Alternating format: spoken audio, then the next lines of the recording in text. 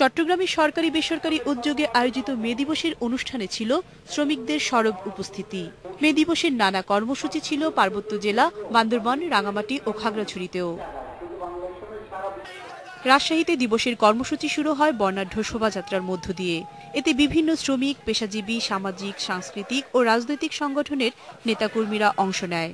এছাড়াও ছিল পথসভা ও সাংস্কৃতিক অনুষ্ঠান।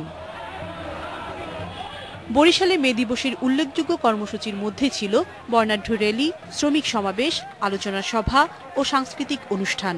দিবসের মূল র্যালির আয়োজন করে আঞ্চলিক শ্রম অধিদপ্তর ও জেলা প্রশাসন। খুলনায় বিভাগীয় শ্রম অধিদপ্তর আলোচনা সভার আয়োজন করে। এতে বিভিন্ন সংগঠনের নেতৃবৃন্দ অংশ নেয়। তাদের মূল দাবি ছিল মজুরি বৈষম্য দূর করা। সিলেটে জেলা প্রশাসন ও শ্রমিকদের বিভিন্ন সংগঠন আলোচনা সভা ও সমাবেশের আয়োজন করে। ময়মনসিংহের মালগুদাম চত্বর থেকে বের হয় বর্ণাঢ্য র্যালি। র্যালিতে বিভিন্ন শ্রমিক সংগঠনের নেতাকর্মীরা অংশ নেয়। ঢাকার সাভার ও আশুলিয়ায় র্যালি ও সমাবেশ করে শ্রমিকরা। তারা কারখানার পরিবেশ উন্নয়নের দাবি জানান। আমাদের যে দাবি আপনারা জানেন, 10,000 টাকা বেসিক এবং মোট মজুরি 16,000 টাকা। আমরা অতি শীঘ্রই এই নভেম্বরের ভিতরে আমরা এই 16,000 টাকা মজুরি বাস্তবায়ন দেখতে চাই। বগুড়ায় নানা কর্মসূচির মধ্য দিয়ে মহান মে দিবস পালিত হয়।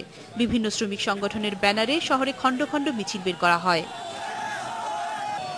এছাড়াও দেশের প্রতিটি জেলায় পৃথক পৃথকভাবে পালিত হয় মহান মে দিবস। মহসিনা ইসলাম, ইন্ডিপেন্ডেন্ট নিউজ।